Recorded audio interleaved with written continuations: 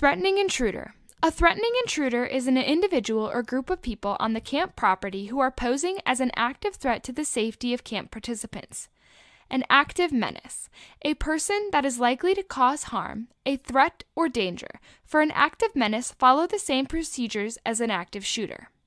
An active shooter is a person actively engaged in killing or attempting to kill people in a confined and populated area. In most cases, active shooters use firearms. There is usually no pattern or method to the selection of victims.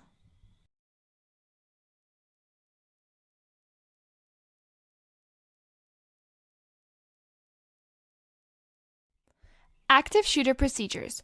Run, hide, fight. Riverside uses the run, hide, fight strategy for dealing with an active shooter situation. The following video depicts the seriousness of this type of scenario. Be advised that although it may seem a little intense, I believe it will better help you prepare yourself for handling a situation in the future.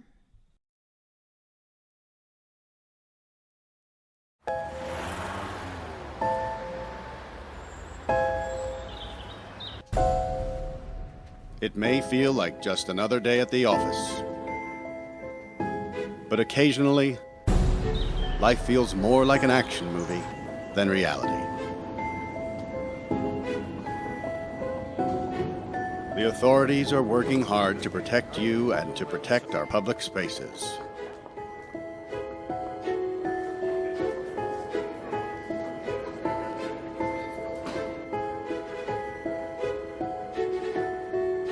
But sometimes bad people do bad things. Their motivations are different. The warning signs may vary, but the devastating effects are the same. And unfortunately, you need to be prepared for the worst.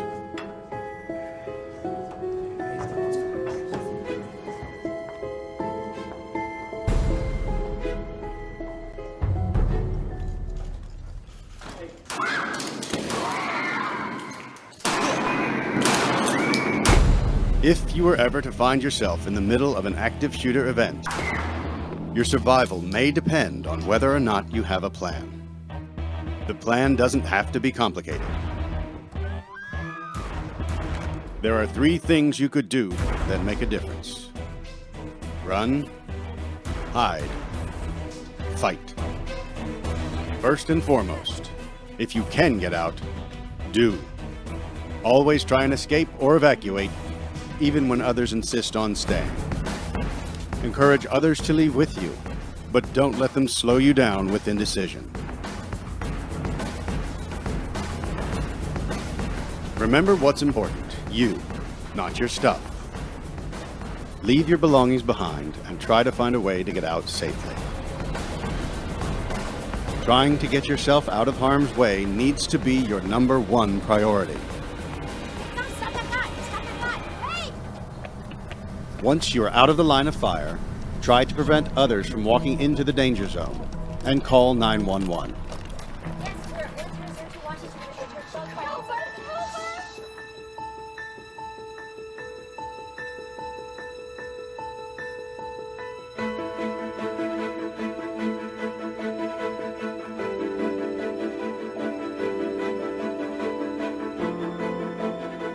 If you can't get out safely, you need to find a place to hide.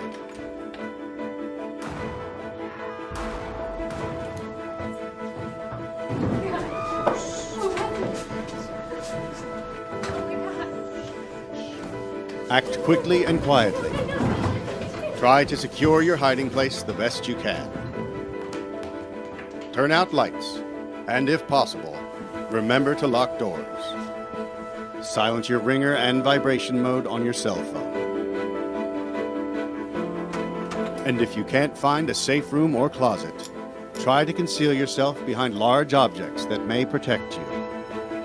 Do your best to remain quiet and calm.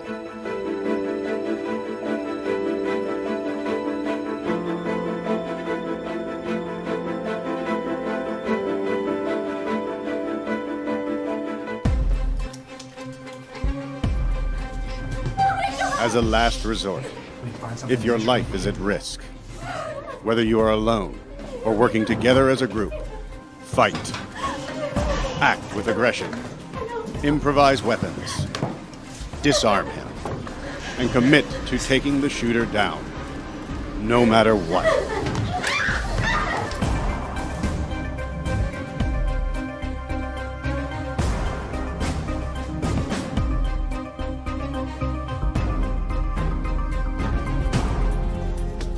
Try to be aware of your environment.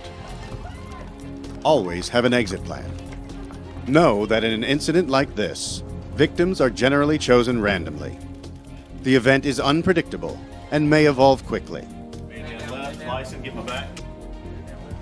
The first responders on the scene are not there to evacuate or tend to the injured. They are well trained and are there to stop the shooter.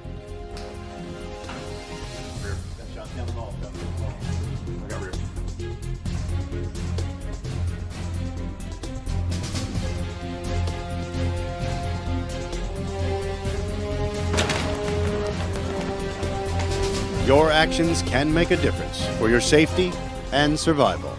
Be aware and be prepared.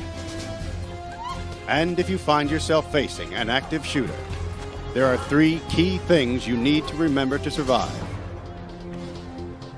Run, hide, fight.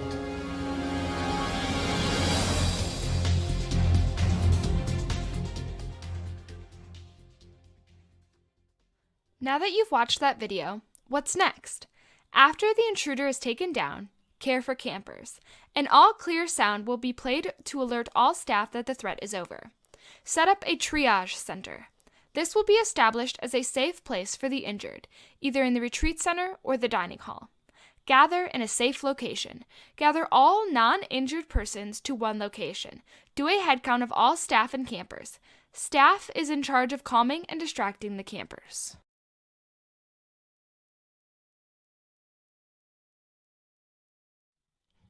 Lost camper. It is our goal that anyone at camp will be able to find a missing camper within 5 minutes of being notified.